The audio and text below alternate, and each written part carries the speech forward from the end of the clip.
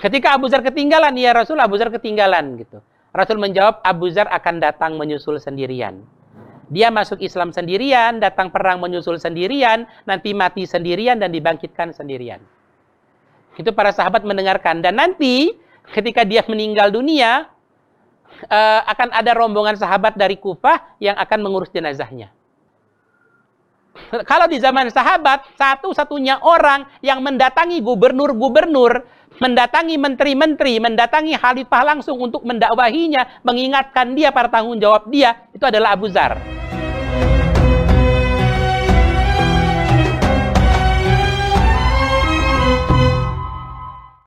A'udzubillahi minasyaitonirrajim. Bismillahirrahmanirrahim. Assalamualaikum warahmatullahi wabarakatuh.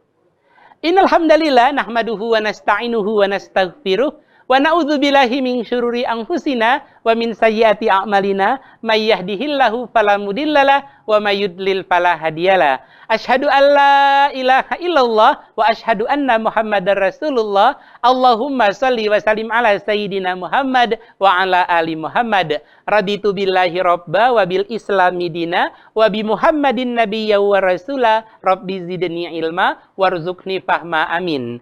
Jamaah rahimakumullah, para pencinta kisah sahabat dimanapun berada, ketemu lagi kita di episode Abu Dzar Al-Ghifari setelah Rasul wafat, atau Abu Dzar versi tua setelah beliau kemudian sudah tua ya setelah Rasul wafat.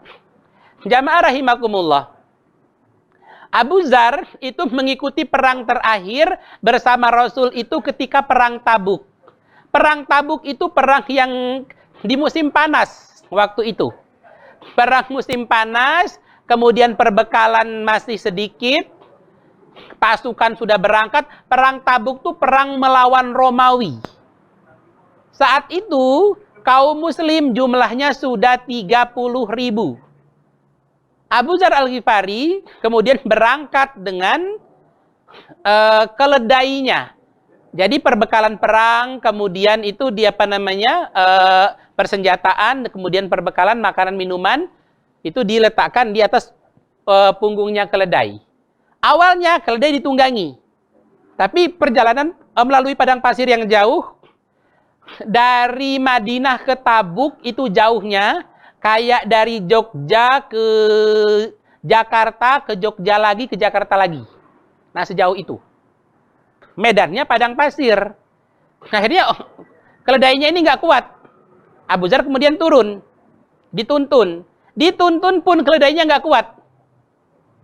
Akhirnya jalannya pelan-pelan sehingga Abu Dzar tertinggal jauh dari rombongan. Sampai akhirnya menjelang sore itu keledai ini dia udah sudah jatuh. Sudah wis ndeprok nek bahasa Jawa nih toh. Nek bahasa Indonesia nih ndeprok ki apa? Sudah terduduk gitu. Nggak kuat lagi jalan keledainya. Akhirnya kemudian Abu Dzar memanggul sendiri perlengkapan perangnya tersebut dengan perbekalannya, lalu dia menepuk punggung keledainya. Keledai, kalau engkau masih rezekiku, habis istirahat ini engkau pulanglah ke Madinah. Kalau masih rezekiku sampai ke rumah. Kalau ternyata enggak, entah dimakan serigala di jalan atau ditemu orang, ya sudah. Semudah itu beliau dengan urusan harta. Tidak bingung, jok piye keledaiku terus piye-piye, enggak piye-piye. Udah. Kalau masih rezekimu tidak akan pernah tertukar. Tidak akan pernah hilang. Sesuatu yang sudah ditetapkan menjadi milikmu. Dan tidak banyak orang yang mau model begitu. Maka berangkatlah beliau jalan kaki akhirnya menyusul pasukan. Kaum muslim kemudian setelah malam hari Rasul bersabda, istirahat dulu kita. Mendirikan tenda kemudian istirahat. Pagi-pagi mereka bikin sarapan. Nah, ada orang yang dari jauh tuh, dari matahari terbit arah gitu, ada yang datang. Karena setiap kali ada orang yang tidak daftar di perang Tabuk tersebut nggak hadir, mereka melapor kepada Rasul, ya Rasul, si A tertinggal belum ikut daftar perang Tabuk. Kata Rasul, kalau dia bermanfaat untuk pasukan kita, Allah akan datangkan. Allah akan berangkatkan. Tapi kalau tidak, dia akan mengurangi beban kita. Ketika Abu Dzar ketinggalan, ya Rasul, Abu Dzar ketinggalan gitu. Rasul menjawab, Abu Dzar akan datang menyusul sendirian. Dia masuk Islam sendirian, datang perang menyusul sendirian, nanti mati sendirian dan dibangkitkan sendirian. Itu para sahabat mendengarkan. Dan nanti ketika dia meninggal dunia, akan ada rombongan sahabat dari Kufah yang akan mengurus jenazahnya. Itu hanya didengar oleh ring satunya Rasul, sekelompok orang yang dekat-dekat sama Rasul saja yang mendengar hadis itu. Betul, pagi-pagi ada yang datang. Ya Rasul, ada yang datang. Insya Allah Abu Dzar, kata Rasul. Abu Dzar kemudian tambah kencang tuh larinya sambil membawa perlengkapan perang. Ya Rasul, betul Abu Dzar datang, gitu kata Rasul. Iya. Ketika kemudian datang, ikut bergabung, ya Rasul, saya sudah sampai. Rasul melihat gini. Ketika Rasul itu setiap kali bertemu Abu Dzar, lihat dari atas, bawah, atas, ya Allah. Sesungguhnya Allah kalau mau ngasih hidayah itu nggak pilih-pilih. Wong kok ini loh itu hidayah, gumun Rasul. Heran gitu. Sementara ada banyak sekali orang-orang pintar, ada banyak dulu. Abu Jahal tuh aslinya profesor di Mekah saat itu, kadar keilmuannya. Namanya Abul Hakam dulu. Tapi nggak dapat hidayah. Ini loh, preman padang pasir dapat. Umar bin Khattab juga dulu preman padang pasir. Bukan, preman kota Mekah kalau dia. Dapat hidayah juga. Jadi nggak pilih-pilih bagi yang mau mencari kebenaran. Allah kasih. Sampai kemudian akhirnya Rasul wafat. Kemudian kaum muslim dipimpin oleh Abu Bakar As-Siddiq radhiyallahu anhu yang jadi khalifah. Jadi khalifah ya, bukan raja, bukan presiden, bukan sultan, khalifah. Jadi Islam itu tidak mengenal gitu yang lain. Setelah Nabi Rasulullah, kemudian khalifah gitu. Jadi kita kaum muslim jangan fobia, jangan takut mendengar kata-kata khalifah, khilafah. Itu sudah sejak 1400 tahun yang lalu Rasul sudah mengajarkan itu. Yang jadi khalifah adalah Abu Bakar As-Siddiq. Dan itu ada fase perang melawan pasukan Nabi palsu. Namanya Perang Yamamah. Pasukan Musailamah Al-Kadzdzab. Perang episode 1 kaum muslim kalah. Kenapa? Karena ada Ar-Rajal yang pekan lalu itu yang berkhianat. Yang dia sudah membaca semua strategi perang kaum muslim. Akhirnya kemudian kaum muslim mundur, ngatur strategi baru. Piye, bagaimana kita mengatur strategi baru yang strategi perang ini nggak terbaca oleh musuh, terutama oleh Ar-Rajal gitu. Nah, Abu Dzar ngusul, kita perang ala zaman jahiliyah, kita perang sesuai dengan kabilah masing-masing. Saya memimpin kabilah Aslam dan kabilah Ghifar. Kemudian nanti yang Quraisy memimpin Quraisy, yang Ansor, yang Aus, Khazraj gitu. Itu nggak terbaca oleh musuh.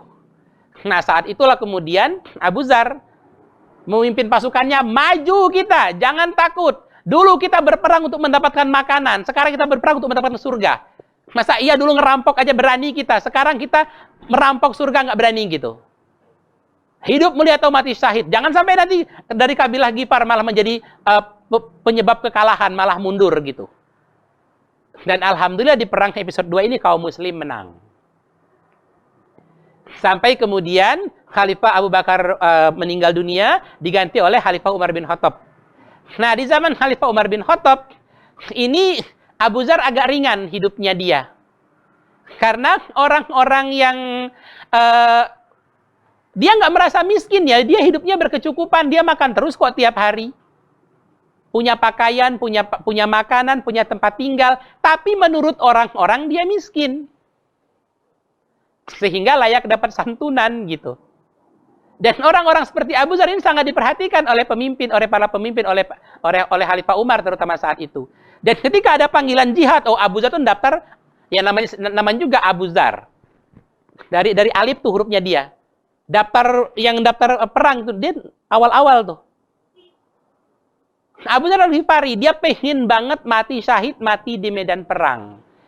Tetapi sampai dia tua, sampai tubuhnya tuh tidak ada bagian tubuhnya tuh yang tidak ada bekas lukanya. Di tangan tuh ada bekas luka, di leher ada bekas luka, di wajah ada bekas luka, di dada ada, di punggung ada, di kaki ada. Tapi takdirnya beliau nggak mati di medan perang, matinya mati tua di rumah. Rasul pernah bersabda sebelum Rasul wafat, wahai Abu Dzar, apa yang akan kau lakukan ketika nanti engkau masih hidup, umur panjang, saat itu engkau mendapati para penguasa hidup bergelimang harta, dan itu harta rakyat, bukan hartanya dia gitu. Apa yang akan kamu lakukan? Sementara rakyat hidup miskin, para penguasanya kaya raya. Kalau sekarang para penguasanya ngemplang pajak misalnya, atau korupsi gitu. Apa kata Abu Dzar? Saya akan datangi penguasa tersebut, saya akan penggal lehernya satu-satu. Apa kata Rasul? Wahai Abu Dzar, maukah engkau saya berikan yang lebih baik daripada itu? Mau ya Rasul. Bersabarlah sampai engkau bertemu denganku. Iya ya Rasul, kalau begitu saya akan bersabar. Tidak akan memenggal leher para penguasa itu. Tetapi setelah Umar bin Khattab meninggal dunia, digantikan oleh Utsman bin Affan radhiyallahu anhu, kekuasaan sudah Islam sudah menyebar luas sampai Persia seluruhnya sudah difutuhat, sudah masuk Islam, Romawi Timur sudah masuk Islam, wilayah sudah luas, setiap daerah-daerah tersebut ada gubernur-gubernurnya, dan mereka hidup mewah, terutama Muawiyah bin Abu Sufyan yang di Syam tuh. Dari zaman dulu sampai sekarang ternyata memang tidak banyak, bahkan hampir tidak ada orang yang berani mendakwahi penguasa. Siapa dai sekarang yang kita ketahui, dia dakwah mendatangi gubernur-gubernur. Dia mendakwahi menteri-menteri, mendakwahi presiden, datang ke rumahnya presiden gitu atau ke istananya untuk berdakwah. Siapa yang kita temui saat ini? Nggak ada. Kalau di zaman sahabat, satu-satunya orang yang mendatangi gubernur-gubernur, mendatangi menteri-menteri, mendatangi khalifah langsung untuk mendakwahinya, mengingatkan dia pada tanggung jawab dia, itu adalah Abu Dzar. Dan beliau sama sekali nggak takut sama mereka. Khalifahnya saat itu Utsman bin Affan radhiyallahu anhu. Malah Utsman bin Affan yang radhiyallahu anhu yang penuh hormat kepada Abu Dzar. Abu Dzar juga sangat-sangat hormat, mereka saling menghormati. Utsman bin Affan dengan Abu Dzar Ghifari masuk Islamnya lebih duluan Abu Dzar. Abu Dzar masuk Islamnya langsung di baiat Rasul, di tangan Rasul. Utsman bin Affan masuk Islamnya di baiat di tangannya Abu Bakar Siddiq. Jadi memang secara keislamannya udah menang Abu Dzar. Tapi memang Abu Dzar itu nggak boleh jadi pemimpin oleh Rasul. Karena ketawaduannya itu rakyat nggak bisa mengimbangi cara hidupnya beliau. Jamaah rahimakumullah. Ketika kemudian betul Abu Dzar hidup di era penguasa daerah, gubernur-gubernur itu kaya-kaya semua. Sementara rakyat hidup miskin. Tapi kalau kemudian yang di Madinah, Khalifah Utsman bin Affan radhiyallahu anhu, itu dia hidup sederhana. Tidak bermewah-mewahan gitu. Tidak membangun istana, tidak punya rumah mewah yang istana khusus itu nggak ada. Tapi ketika dia datang ke Syam, Muawiyah bin Abu Sufyan, gubernur Syam saat itu, kan dia tinggal di istana bekas peninggalan Romawi Timur. Baru mendengar kabar Abu Dzar akan datang saja ke negeri itu, sudah berangkat dari Madinah gitu ke Syam, itu udah panik tuh. Begitu kemudian dia sampai beneran ke istana gubernur, dulu yang bekas istana Romawi Timur gitu, ada pengawal. Dia naik onta tuh berangkat. Sudah tua, udah kakek saat itu sudah kakek-kakek Abu Dzar. Dia nggak turun dari ontanya, buka pintu gitu. Mau ketemu siapa? Anda siapa gitu? Saya mau ketemu sama sahabat saya, namanya Muawiyah bin Abu Sufyan. Katakan, Abu Dzar sudah di depan gerbang. Buka. Ini bukan miliknya Muawiyah bin Abu Sufyan, ini milik seluruh kaum muslim. Semua orang berhak memasuki lewat pintu sini. Bahkan menempati istana ini, semua orang punya hak, semua kaum muslim. Oh, ndredeg kuwi prajurit. Prajurit lagi Islam anyaran meneh. Gitu kan? Oh, begitu kemudian mendengar Abu Dzar sudah di depan pintu tuh di gerbang sana, Muawiyah langsung buru-buru lari menyebut, "Oh, hai saudaraku," gitu Abu Dzar. Nggak usah bermanis-manis kata. Saya mau nanya, kenapa kamu tinggal di sini? Rakyat semuanya berhak tinggal di sini. Tapi pintunya aja kamu halang-halangi itu, nggak boleh masuk. Apa hakmu? Ya masuk dulu. Yuk duduk dulu kata nanti dulu. Ceramahnya nanti dulu. Dakwahnya duduk. Akhirnya duduk dikasih makan enak kemudian ini. Tapi makanan enak, tempat duduk yang nyaman nggak ngaruh. Saya mau nanya, wahai Muawiyah bin Abu Sufyan, berapa hartamu sebelum jadi gubernur dan berapa sekarang hartamu setelah jadi gubernur dan berapa gajimu? Jawab gitu. KPK sekarang sama Abu Dzar sendirian nggak ada apa-apanya. Itu ndredeg tuh Muawiyah bin Abu Sufyan. Berapa hartamu yang di Mekah, berapa yang di Madinah, berapa yang di sini? Yakin ini halal semua. Langsung dibacakan ayat ketika kemudian, dan ingatlah ketika emas dan perak dipanaskan oleh Allah, lalu disetrikakan di dahimu dan punggungmu. Jadi orang-orang yang mengumpulkan harta haram dari jabatannya, nanti seluruh harta tersebut akan dijelmakan jadi setrika besi. Semakin banyak harta haramnya, semakin besar setrika besinya itu. Dipanaskan sampai merah, disetrikakan ke punggungnya. Nyoh, rasakan harta yang kamu kumpulkan untuk diri sendiri. Sampai ke tulang. Setelah sampai ke tulang, kerotak-kerotak dibalik. Sekarang wajahnya, nyoh, rasakan ini harta yang kamu kumpulkan untuk dirimu sendiri dari harta haram. Nyoh, wajahnya disetrika sampai hancur. Kemudian dibalik, punggung sudah utuh, disetrika lagi. Punggung sudah sampai ke tulang, balik wajah udah utuh, setrika lagi. Berapa lama Ustaz disiksa begitu? Selama dia berapa tahun dia hidup bergelimang harta haram tersebut. Itulah kenapa Abu Dzar, termasuk juga saya, tidak pernah iri dengan pejabat kaya yang korupsi. Tidak pernah ingin itu. Dikasih ke saya nggak, kalau saya tahu ini uang hasil korupsi, dikasih ke saya nggak mau, panganan dewe kono. Ora doyan aku. Itu Abu Dzar. Dia kalau kepada penguasa, oh tegas dakwahnya. Menakut-nakuti kepada akhirat, menakut-nakuti pada sisa Allah. Begitu kemudian dia keluar dari istana, kemudian rakyat jelata datang, Abu Dzar sahabat Rasul gitu. Sudah tua, udah kakek-kakek, ayo mereka kumpul. Abu Dzar kemudian menceritakan, Rasul tuh seperti ini orangnya, seperti ini wajahnya. Orangnya lemah lembut, baik. Saya dulu preman padang pasir, tapi dulu menyambut saya dengan penuh kasih sayang gitu. Lalu bernasihatlah beliau tentang sabar tuh, hidup tuh harus sabar. Semua penderitaan kita ini nanti akan menghapus dosa kita gitu. Jadi kepada rakyat jelata, orang-orang miskin, menguatkan, menyemangati. Kepada penguasa, adil kalian, amanah kalian. Jangan sampai kemudian kalian bermewah-mewahan sementara rakyat itu. Setiap kali Abu Dzar akan meninggalkan sebuah wilayah, pindah ke wilayah lain, rakyat jelata itu, orang-orang miskin, kemudian anak-anak yatim itu mengantar beliau sampai ke gerbang kota.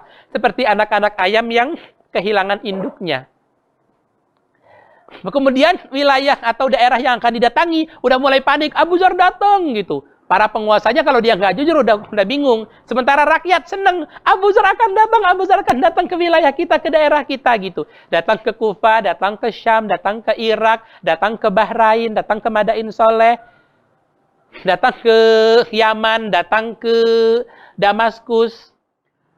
Jamaah rahimakumullah, para pencinta kisah sahabat dimanapun berada, Abu Dzar akhirnya menjadi terkenal atau viral di zamannya karena mendakwahi para penguasa itu. Dan otomatis para penguasa dan antek-anteknya, terutama penguasa-penguasa daerah yang korup, itu mencela Abu Dzar. Dan Abu Dzar tidak pernah takut celaan penguasa manapun.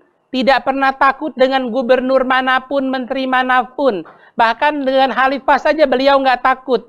Selama beliau tahu persis saya ada dalam kebenaran. Tujuan hidup itu untuk menggapai ridha Allah. Dan supaya tidak saling menzolimi. Abu Dzar itu pantang membohongi dan pantang untuk dibohongi. Termasuk juga beliau adalah orang yang jujur, yang tidak mau membohongi dirinya sendiri. Jamaah rahimakumullah, Ali bin Abi Thalib bahkan membela beliau dengan berujar bahwa saat ini tidak ada orang yang berani mendakwahi penguasa seperti Abu Dzar, yang tidak takut dicela. Akhirnya, para penguasa daerah itu meminta kepada Khalifah Utsman bin Affan radhiyallahu anhu, meminta secara resmi supaya menghentikan dakwahnya Abu Dzar ke daerah-daerah. Abu Dzar cukup di Madinah aja, jangan diizinkan keluar Madinah, mendatangi daerah-daerah karena pendukungnya beliau di setiap daerah banyak. Kuatirnya nanti rakyat jelata dari pendukung beliau itu nanti bersatu, kemudian kehilangan kepercayaan terhadap penguasa daerah. Abu Dzar ketika diminta oleh Utsman bin Affan untuk berhenti dakwah ke daerah-daerah karena takut nanti rakyat akan memberontak pada penguasa daerah, apa kata Abu Dzar? Iya, salah mereka. Kalau mereka memimpin dengan amanah seperti Rasulullah, seperti Abu Bakar, Umar gitu, nggak akan begitu kejadiannya. Mereka tidak percaya karena mereka tidak amanah. Tapi kemudian para pemimpin daerah, para gubernur mengancam akan mengundurkan diri barang-barang mereka kalau Abu Dzar Al-Ghifari masih berdakwah ke daerah-daerah. Karena rakyat beneran jadi benci sama penguasa dan jadi cinta sama Abu Dzar. Sehingga Utsman bin Affan radhiyallahu anhu kemudian membujuk Abu Dzar, wahai sahabatku, tinggallah engkau di Madinah. Saya akan mencukupi kebutuhanmu dan saya akan menyiapkan seekor unta untuk tungganganmu gitu. Dan saya bahkan akan memerahkan susu unta untukmu setiap pagi. Apa kata Abu Dzar? Saya tidak butuh itu semua. Nah, ada orang yang menuduh bahwa Abu Dzar ini diasingkan oleh Utsman bin Affan radhiyallahu anhu. Tetapi tidak, antara Abu Dzar dengan Khalifah Utsman itu hubungan mereka baik, tidak pernah terjadi keributan. Di akhir hidupnya, Abu Dzar al-Ghifari mengasingkan diri keluar dari Madinah, mengasingkan diri ke sebuah kampung padang pasir bernama Rabazah namanya. Itu mengingatkan dia pada kampungnya di kabilah Ghifar dulu. Itu perkampungan padang pasir yang sepi dan tandus di Rabazah itu. Sehingga orang-orang kemudian pendukungnya pendukungnya Abu Dzar al-Ghifari dari daerah-daerah menuduh Khalifah Utsman mengasingkannya. Karena takut kalah saing, takut kalah pamor sama Abu Dzar. Kemudian beberapa kali orang gitu atau rombongan-rombongan dari daerah datang berziarah ke tempat Abu Dzar, kemudian belajar ilmu agama kepada Abu Dzar, meminta nasihat, sampai Abu Dzar masih tetap menerima mereka semua dengan baik. Semua hadis yang pernah didapatkan dari Rasul itu diajarkan semua oleh Abu Dzar. Sampai ada satu rombongan besar dari Kufah yang mengatakan, wahai Abu Dzar, maukah engkau kami baiat jadi khalifah? Nanti kita dari daerah pendukungmu udah banyak. Kamu akan diangkat jadi khalifah menggantikan Khalifah Utsman. Abu Dzar kemudian marah besar mengusir mereka semua. Saya nggak butuh harta dan kekuasaan.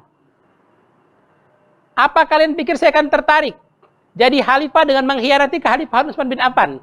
Demi Allah, seandainya Khalifah Utsman hendak menghukumku, menyalibku di tiang kayu yang tinggi di padang pasir, saya rela menjalaninya dengan ikhlas sampai saya bertemu dengan Rasul. Jangan pernah kalian bermimpi saya mau berkhianat kepada kekhalifahan Islam. Saya tidak pernah tertarik, dan Rasul juga sudah mengingatkan saya untuk tidak menjadi pemimpin, baik pemimpin umat maupun pemimpin pasukan. Kalian nggak akan sanggup mengikuti gaya hidup saya, udah. Sejak saat itu nggak ada lagi orang yang berani mengiming-imingi Abu Dzar dengan harta dan kekuasaan, karena pasti diusir.